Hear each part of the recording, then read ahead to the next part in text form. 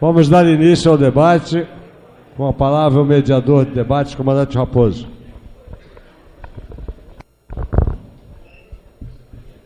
Boa tarde a todos. Nós vamos dar início agora à fase de debates. Eu pediria que os senhores se limitassem a apenas uma pergunta. Quem tiver o interesse de fazer outra pergunta, que faça em separado, em outro modelo próprio. Esses modelos estão com os funcionários do clube posicionados nas laterais. O nosso primeiro debatedor é o contra-almirante Domingos Pacífico Castelo Branco, que foi presidente do Clube Naval. Com a palavra, o almirante Domingos. A informação que nós temos de que o primeiro submarino nuclear brasileiro vai iniciar essas operações num prazo de 10 anos, me preocupa por causa do contexto internacional, por causa das razões que nós precisamos desses submarinos, uma luta de 40 anos que o Brasil tem, e prolongar isto mais tempo, se for possível, encurtar esse prazo, que naturalmente precisa de dinheiro, de recursos para isso, poderia ser tentada uma solução buscando recursos junto à China, que atualmente está ligado ao Brasil bastante, principalmente na parte comercial, sendo hoje o nosso maior parceiro comercial, e com interesses no mundo inteiro. A China tem um programa chamado Belt and Road, que é a distribuição de dinheiro, em termos simples, praticamente no mundo inteiro e nos pontos de interesse deles. Até agora, nos últimos 5 anos, a China está empregando quase $1 trilhão na alimentação de programas em diferentes partes do mundo. Conectado a isso, nós fazemos parte dos BRICS, que tem uma política de independência maior dos países não envolvidos diretamente com a Europa e com os Estados Unidos, com as conexões desses países. Então, a minha sugestão é que seja analisada essa hipótese. Esse banco BRICS, já está funcionando no Brasil, que é o banco que alimenta esse giga projeto da China, que evidentemente terá que ser negociado sob todos os aspectos político, tecnológico e etc. Só para dar um exemplo, atualmente a China está em entendimentos com a Grã-Bretanha num projeto de 3 complexos de usinas nucleares para ela construir na Inglaterra no valor de 30 bilhões de dólares. De libras. Isso dá um exemplo do que é possível, se tratado corretamente, conseguir recursos para obter o resultado final. A minha preocupação é essa, a questão do prazo. Está muito longo esse prazo. Já tem 40 anos, já tem 3 gerações quase de oficiais que estão lidando com esse problema no Brasil, e nós não conseguimos garantir, assegurar essa solução. Muito obrigado. Almirante Domingos, muito obrigado pela... Não é bem uma pergunta, né? São mais considerações. mas eu vou me permitir a fazer alguns comentários, até aproveitando, né, as excelentes colocações que o senhor colocou. Na verdade, a China já tem procurado... Alô? Na verdade, a China ela já tem procurado o Brasil, propondo parcerias, mas não na área da defesa, propriamente dita, mas principalmente no setor nuclear, que é um outro gargalo que nós temos.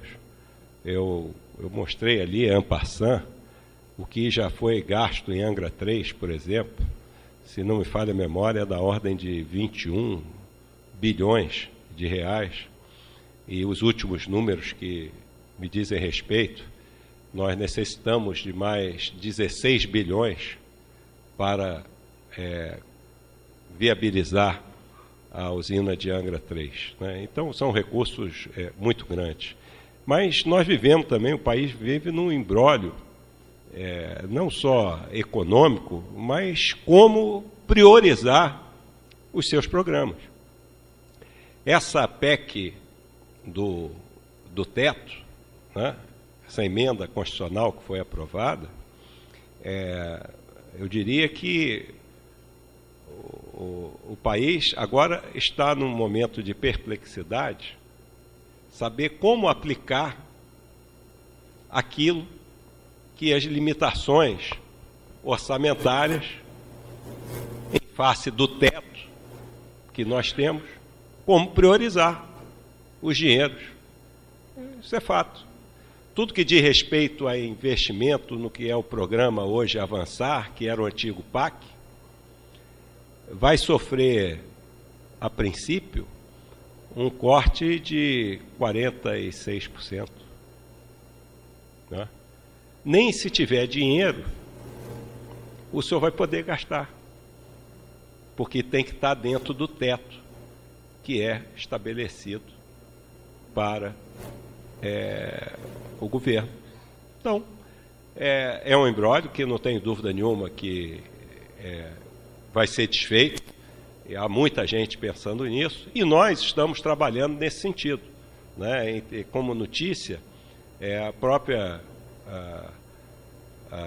corvetas classe Tamandaré, elas não serão afetadas por nenhum teto orçamentário, porque através da capitalização da Ingeprom, né, que anteontem acabou de receber mais, eu acho que 1,8 bilhão para a sua capitalização, vai viabilizar o projeto das corvetas que vão sair por fora do nosso orçamento. Mas no caso do ProSub e do programa nuclear, eles são orçamentados, estão dentro de programas estratégicos do próprio governo, e é bom que assim esteja, porque hoje eles são conhecidos, efetivamente, e como nós mostramos, são programas do Estado brasileiro. Né?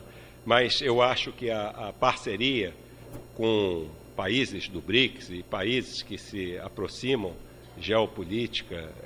geopoliticamente falando do país, eu acho que é muito interessante e, evidentemente, as suas colocações serão analisadas e depois eu pretendo enviar ao senhor, almirante, alguns comentários em cima disso, até para realimentá-lo, para o senhor trazer novas ideias e assim, como os submarinistas dizem, por aproximações sucessivas, nós obtermos a melhor solução para o problema.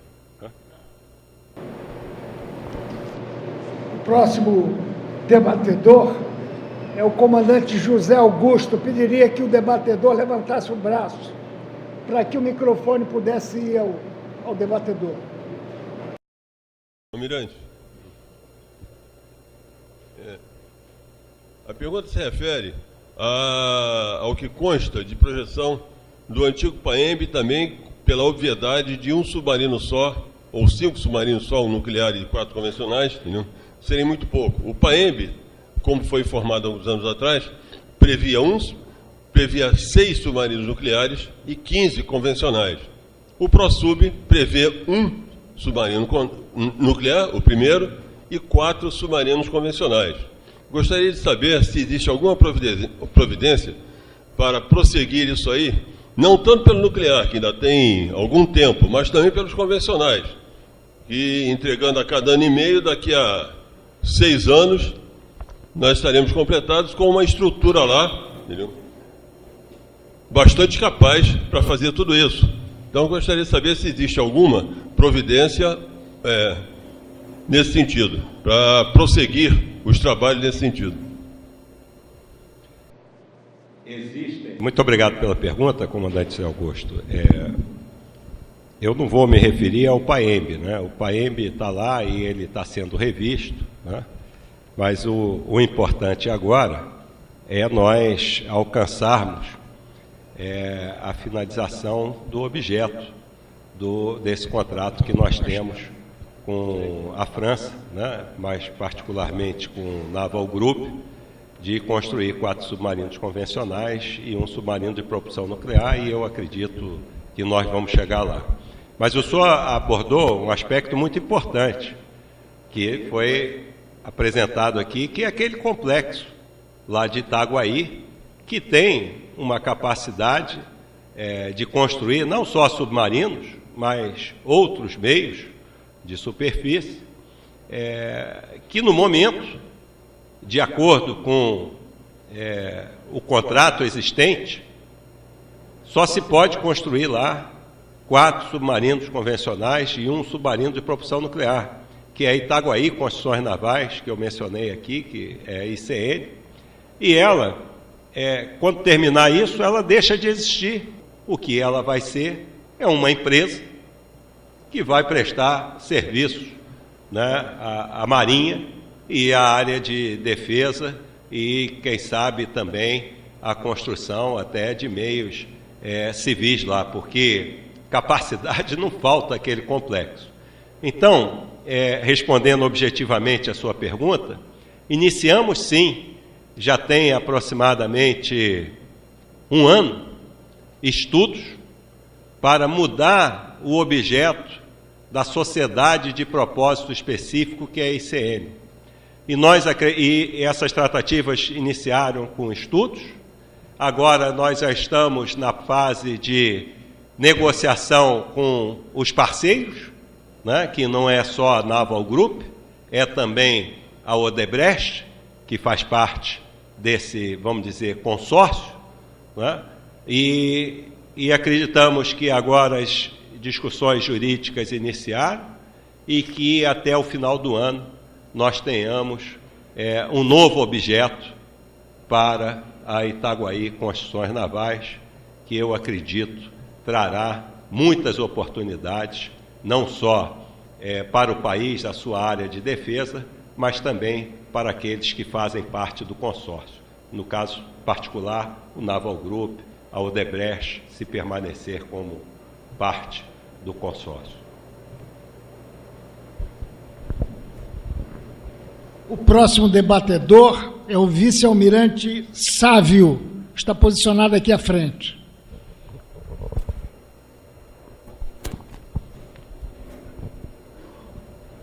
Almirante Bento, a minha pergunta é de caráter administrativo.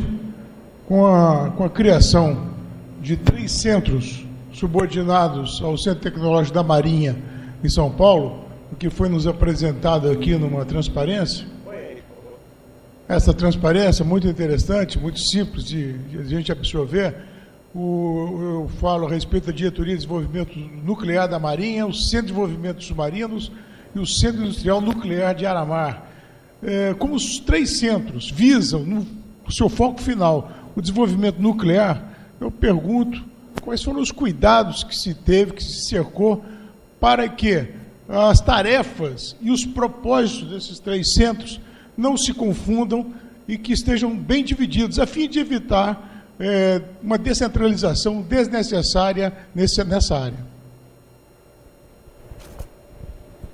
Muito obrigado pela pergunta, Almirante Sávio. Normalmente, a pergunta do amigo de turma é a mais difícil, né? Então, mas é muito interessante. Eu vou iniciar a resposta falando do inverso. Imagina só uma pessoa, como vinha sendo feito até agora, responder por tudo isso, pelo desenvolvimento nuclear, pelo projeto de submarinos, pela parte industrial. Nós temos fábrica de ultracentrífugas lá.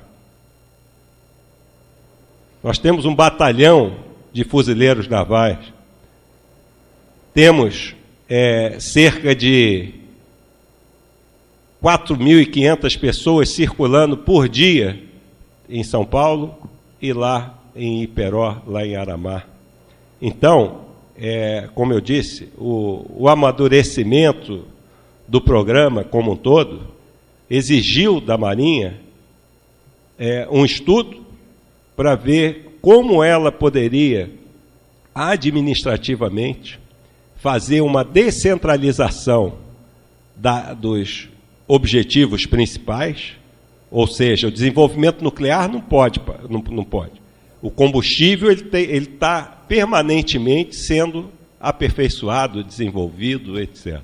A área industrial também não pode parar, porque senão o LabGene não fica pronto, as centrífugas que nós vendemos para as indústrias nucleares do Brasil também não ficam prontas. O centro de instrução não vai ter condições de preparar os operadores. Então, nós estamos observando, após um ano de implementação, que a centralização administrativa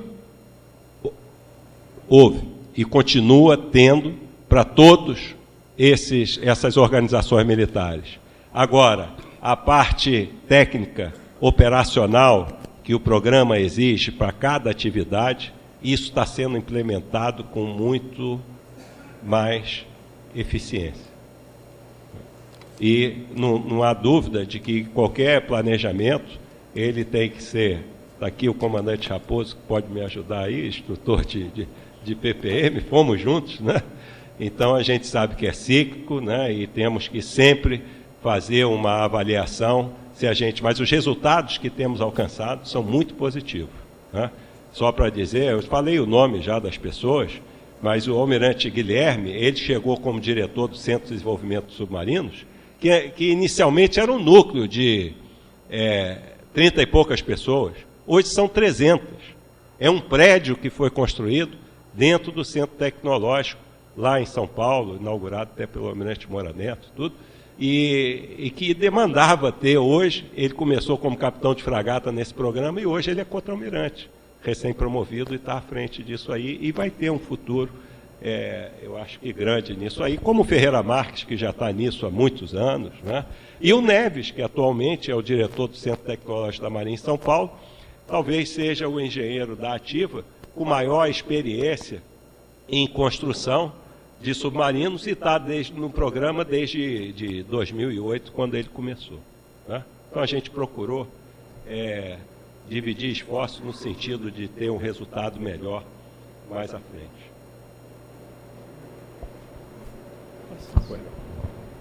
O próximo debatedor é o comandante Boa Vista, que está aqui à direita. Eu também quero permissão para fazer um pequeno prólogo, porque através do dinamismo do comandante Raposo, eu que sou diretor cultural, tenho sido pressionado por um alargamento das nossas atividades, mas graças à minha crença na filosofia chinesa, eu recuperei no editorial do mês passado da revista, que só os instruídos participam das questões do país. E a gente vendo uma palestra nesse nível aqui, e compara com as publicações de jornais e televisão, a gente tem noção do que o Mose, há 500 anos antes de Cristo, estava falando. E a minha pergunta, também como decorrência dessa descrição nossa aqui, ela foi incentivada pelos concursos Jaceguai e Tamandaré feitos recentemente. A minha pergunta, inspirada nesse concurso, é o seguinte: quais os principais programas em andamento ou em planejamento para apoio na operação dos submarinos nucleares, tais como sensores, torpedos, comunicações, inteligência, etc.? Comandante, muito obrigado pela sua pergunta. na realidade, faz parte do contrato que foi firmado com a França, né, faz parte do acordo estratégico, todo esse suporte pelo lado francês ao desenvolvimento por parte do Brasil, né? Isso não só no projeto de submarinos, particularmente, como estamos também trabalhando, juntamente com o Naval Group, no desenvolvimento do sistema de combate desse submarino. E assim será com o sistema de comunicações, que evidentemente tem um laço forte e importante para que esses meios possam ser operados não só com segurança, mas dentro da eficácia operacional que se espera. E eu acredito que os resultados talvez ainda não seja aquilo que nós gostaríamos, mas tem se mostrado que nós estamos no caminho certo. Os recursos, evidentemente, que eles fazem falta em determinados momentos, né? E isso é bom dizer aqui, nós temos termos aditivos aos contratos que já chega a dezenas, né? E isso em face, às vezes, com alguns problemas técnicos, mas também muito causado por restrições orçamentárias num determinado período.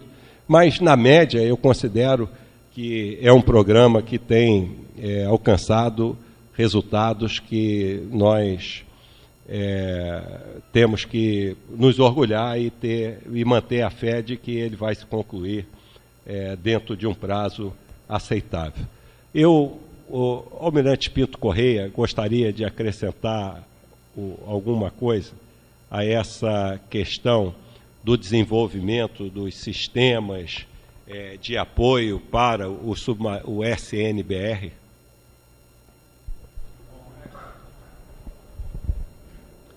Nós temos vários sistemas novos que vêm com o SNBR, né? O sistema de controle da plataforma, que é o IPMS, que toda a parte de controle, tanto de monitoramento como controle, agora é para todo submarino, né? Ele é um sistema que para o SNBR vai ser desenvolvido pela Marinha, a Marinha Autoridade Projeto, com o apoio do Naval Group. O sistema de combate, como o Almirante Bento falou, a autoridade de projeto é a França, mas nós vamos usar o nosso pessoal que foi treinado, que hoje está no IPQM, e também uma empresa, uma fundação do Brasil que foi treinado e sem dinheiro para isso. Então, há todo a transferência de tecnologia, ela vai fazer com que vários sistemas eles sejam aqui desenvolvidos. E, além disso, toda a parte de nacionalização dos equipamentos que foram realizados para os submarinos convencionais serão aproveitados para o SNBR. Então, Mancal-Tiscora, sistemas elétricos, quadros elétricos, geradores, tudo isso vai ser melhorado e aperfeiçoado para o SNBR. O SNBR, ele é uma continuidade de tudo aquilo que foi feito para o SBR e mais aquilo que é específico para o submarino com propulsão nuclear. Deu para responder, comandante, a sua pergunta? Sinteticamente, diria que excepcionalmente. Muito obrigado. O senhor é muito generoso, comandante. Mas eu queria aproveitar a sua generosidade, que eu me lembrei, uma pergunta que já foi feita. Nós iniciamos já estudos para um projeto de um novo submarino. Tá? Submarino esse que deverá ser convencional. E é bom a gente sempre ter os pés no chão e humildade suficiente, saber primeiro que nós não chegamos aonde chegamos sozinhos, né? Nós chegamos com uma parceria muito bem feita, que está completando 10 anos e com resultados, como eu disse aqui, bastante efetivos.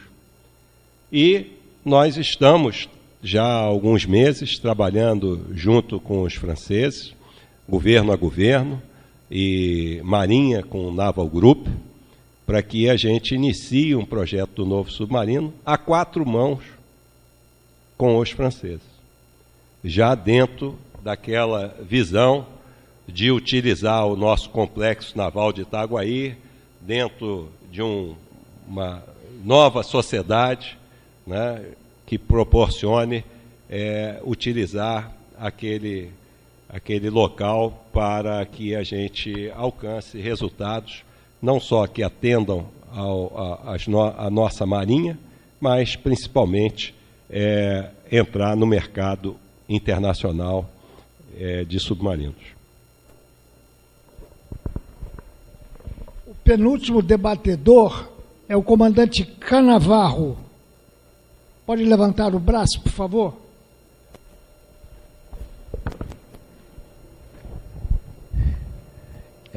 Segundo eu fui informado, através de informações prestadas pela imprensa, apesar de termos o domínio completo do ciclo nuclear, desde o Yellow Cake até aquela fase final, que se não me engano esqueci o nome do último item que compõe o ciclo nuclear, né? Então, nós ainda estamos importando combustível nuclear, pelo menos segundo essa é a informação que eu concluí lendo a imprensa, nós ainda estamos importando combustível nuclear. A minha pergunta é o seguinte: o que é que falta para a gente ter a total independência, produzir tudo internamente o suficiente para abastecer as 3 usinas nucleares, como se para as 3 usinas nucleares no Brasil, 2 já em funcionamento, né? E uma terceira que está em construção. Muito obrigado, comandante. É fato isso que o senhor falou, né? Nós não importamos combustível, mas isso aí tem 2 aspectos, né? Nós importamos combustível, apesar de dominarmos o ciclo completo, e termos capacidade, se quiséssemos, né? Aí se quiséssemos, esse quiséssemos aí tem que ter muito investimento. Investimento que tem que ser feito pelas indústrias nucleares do Brasil, que tem também limitações orçamentárias grandes, até porque a indústrias nucleares do Brasil é uma empresa dependente do governo, vinculada atualmente ao Ministério da Ciência, Tecnologia, Inovação e Comunicações. Então, nós temos a tecnologia, nós temos a ultracentrífugas, estamos agora, já temos uma fábrica de hexafluoreto de urânio, ou seja, tudo fábrica, né? Eu estou falando de fábrica que é para atender às nossas necessidades da Marinha, mas para as necessidades do país, essa fábrica teria que ser instalada lá em Resende, pela Indústria Nucleares do Brasil, já tem projetos nesse sentido, mas não há recursos de investimento. Então, é mais barato importar o combustível do que, no momento, e eu estou respondendo não pela Marinha, mas pelo que eu tenho conhecimento, por parte do Ministério da Ciência e Tecnologia e da própria INB, né? É mais barato importar do que fazer esse investimento, porque senão você não teria o combustível até você chegar lá. E eu acho que isso aí vai ser uma coisa que no futuro, como nós importamos petróleo, poderíamos até fazer tudo aqui, mas é mais barato importar do que fabricar no momento.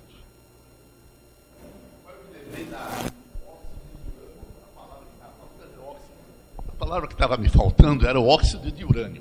Pelo que eu sei, o óxido de urânio, ele é a fase final, é o combustível final. E é esse o óxido de urânio que nós estamos importando. Mas se nós temos o minério de urânio e fabricamos o Yellow Cake, e parece que estamos fabricando o hexafluoretano de urânio, eu não consigo entender por que é que fica mais caro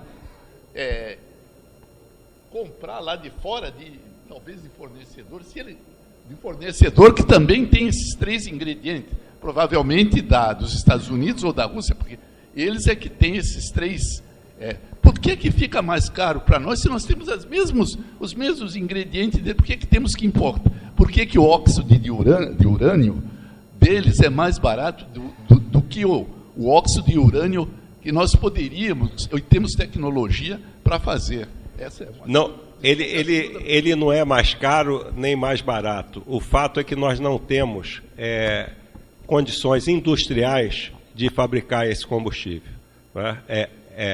Nós dominamos a tecnologia, mas não temos condições industriais ainda.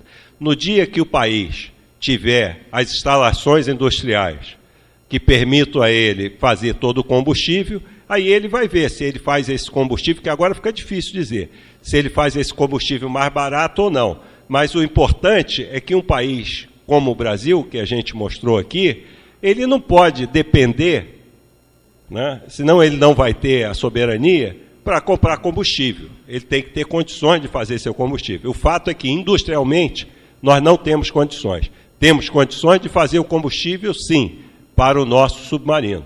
E isso aí, nós não dependemos de importação, não vamos importar e já estamos preparados para fazer todo o combustível necessário.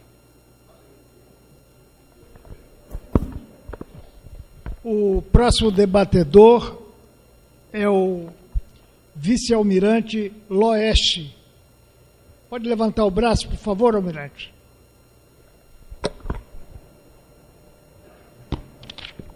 A minha pergunta, ela já foi feita por um debatedor anterior, que é a inquietação sobre o sistema de armas do nosso submarino nuclear.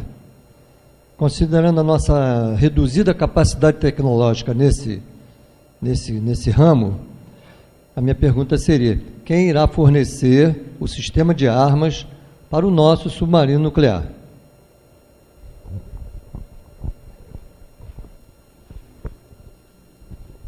Almirante,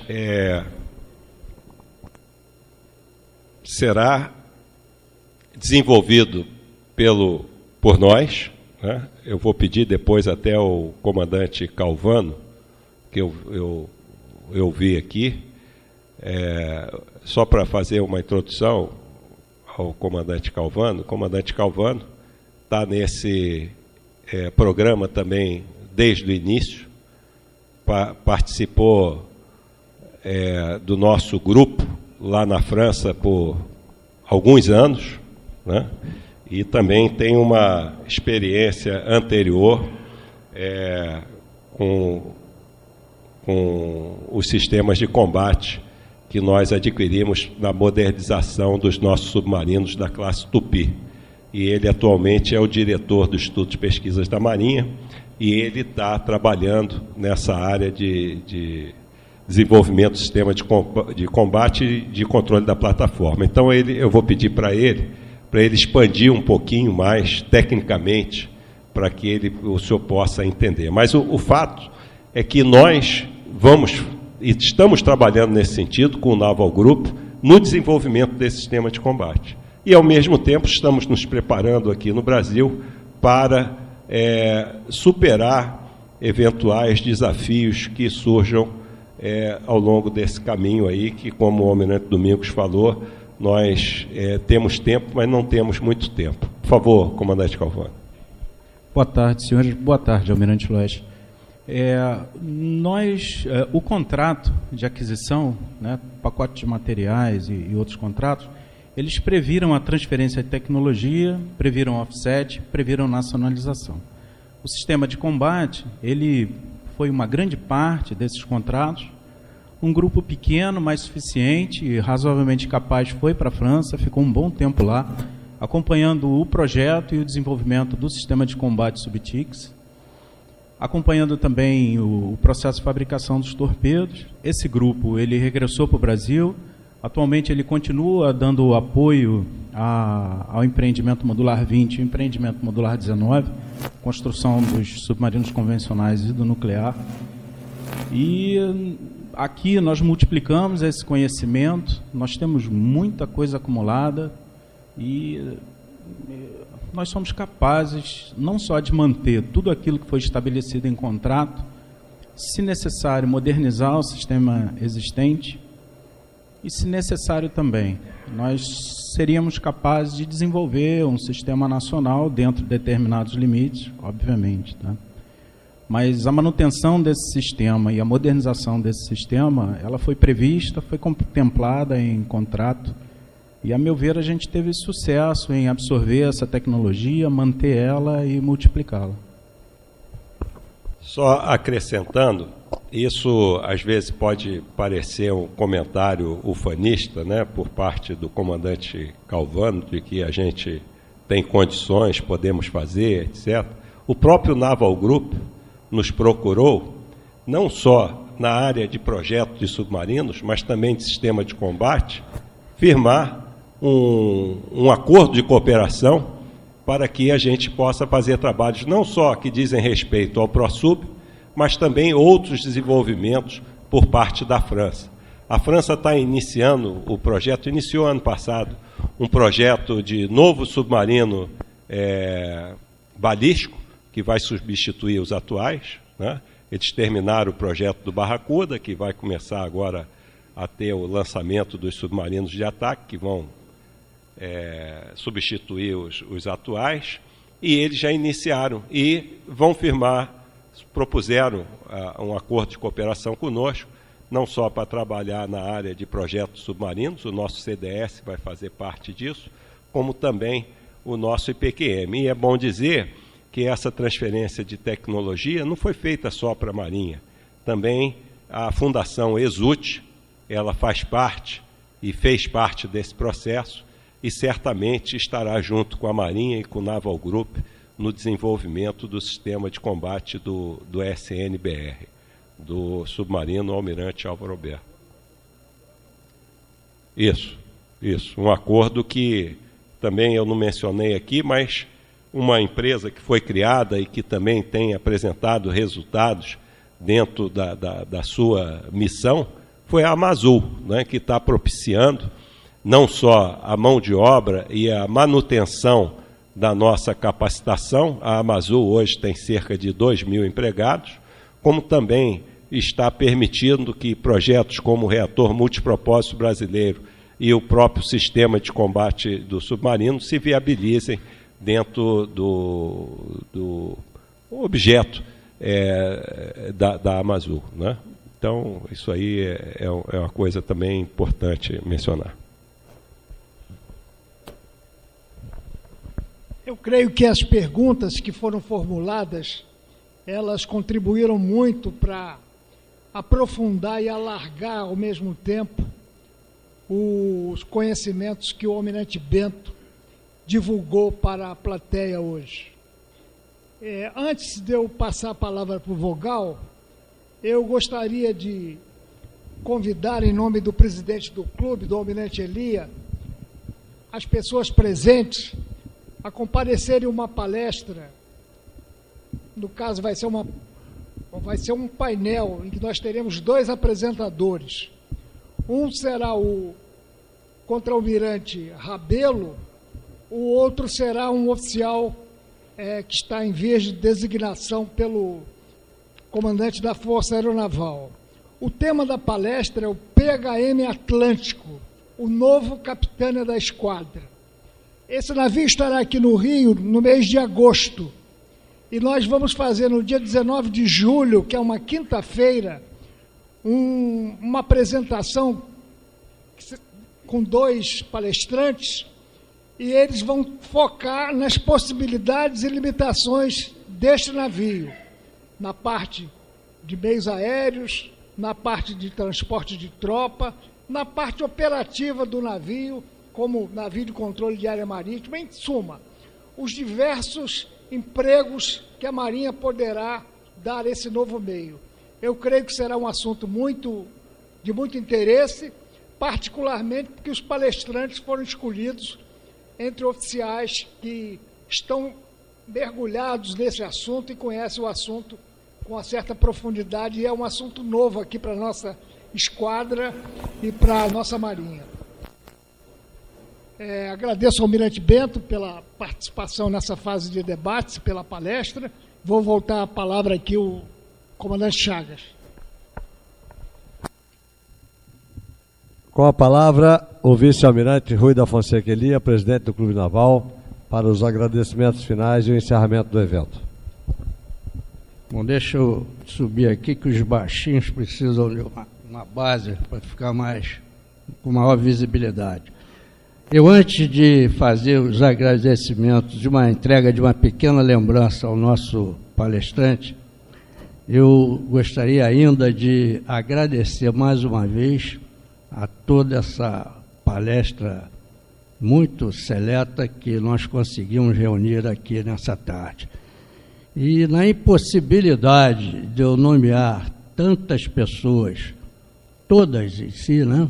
Muitos eu nem conheço, e aqui estão, e já tive o prazer de conhecer no intervalo, eu vou registrar mais uma vez a presença do almirante de esquadra, pedir licença aos senhores, para, em nome deles, que eu vou citar aqui, os meus sinceros agradecimentos ao almirante Moura Neto, que já conhece esse assunto mais do que ninguém, porque ele, durante todo o período, colega de turma, querido amigo, e que ninguém mais do que ele impulsionou na Marinha o ProSub. Então, muito obrigado, almirante Moura Neto.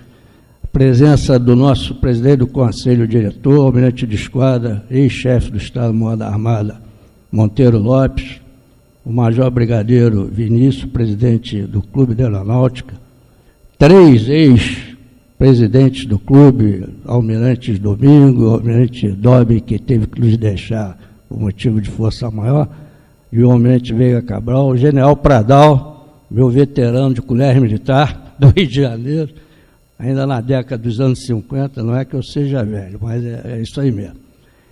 E o almirante Sávio, que me sucedeu lá na Procuradoria Especial da Marinha, enfim, senhores me perdoem, senhores almirantes, amigos, e uma senhora que nos deu aí, nos floriu com a sua presença, que eu fui apresentado aqui no intervalo.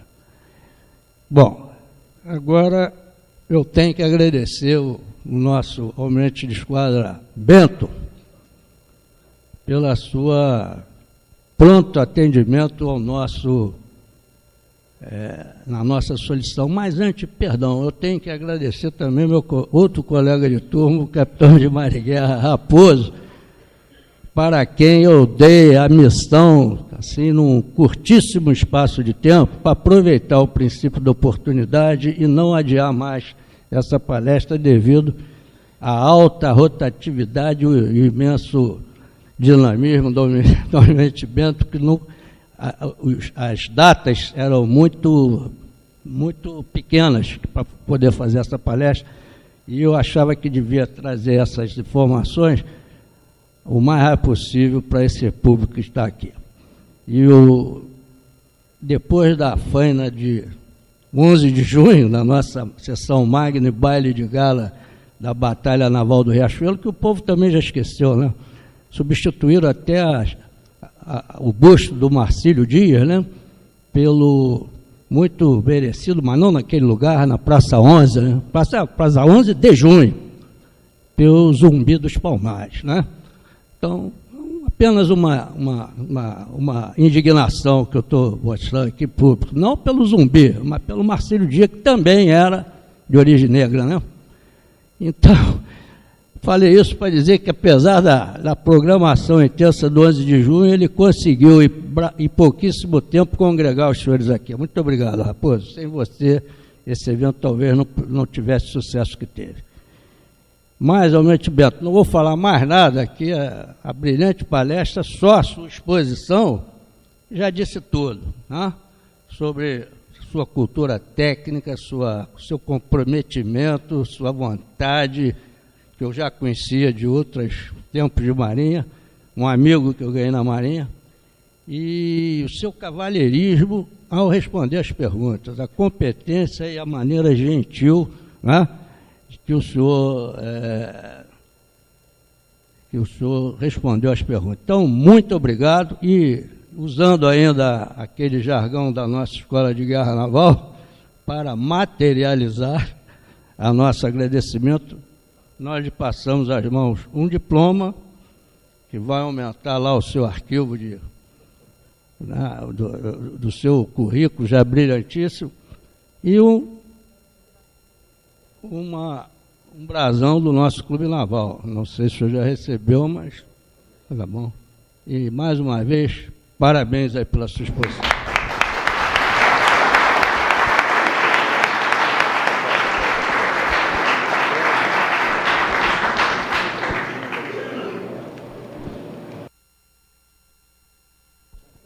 Alô? Bom, tá funcionando. Almirante Elia, muito obrigado pelas gentis palavras.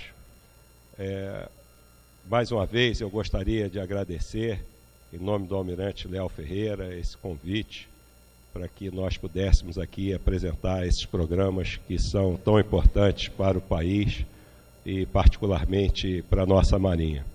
Por orientação também do comandante da Marinha, nós temos procurado tornar público os nossos programas, né? E eu tenho feito isso, eu tenho cumprido a orientação, né? E tenho feito diversas apresentações. Amanhã estarei lá na Universidade Federal do Rio de Janeiro, na COP, fazendo uma apresentação. Depois vou lá para o Ceará, para a Academia de Engenharia. Depois vou lá para Santa Catarina e por aí vai, né, fazer Fortaleza e por aí vai, vou fazendo apresentações. Mas não tenho dúvida nenhuma que a de hoje, para mim, tem um significado todo especial. Estar aqui na presença de chefes navais que foram tão importantes na minha carreira, né? E também, como eu disse, foram tão importantes para que esses programas foram exitosos, né? E eu não me refiro só aos chefes navais, eu me refiro a toda a audiência, né, como um todo. Muitos daqui eu tive o privilégio de trabalhar junto e sei do comprometimento de todos, porque isso não é um trabalho de um, de dois ou apenas de um chefe. Isso aí é o trabalho de todos, como nós estamos acostumados a fazer na Marinha como tripulação de um navio. Então, eu agradeço muito a oportunidade que eu tive, eu agradeço muito as perguntas que me foram feitas, que não só foram bastante interessantes, como também nos fazem refletir sobre diversos assuntos, sobre desafios que nós teremos e temos pela frente, e não tenho dúvida que também, com o apoio de todos, nós vamos conseguir superar. E a recíproca é mais de verdadeira, vamos materializar também essa passagem aqui pelo clube.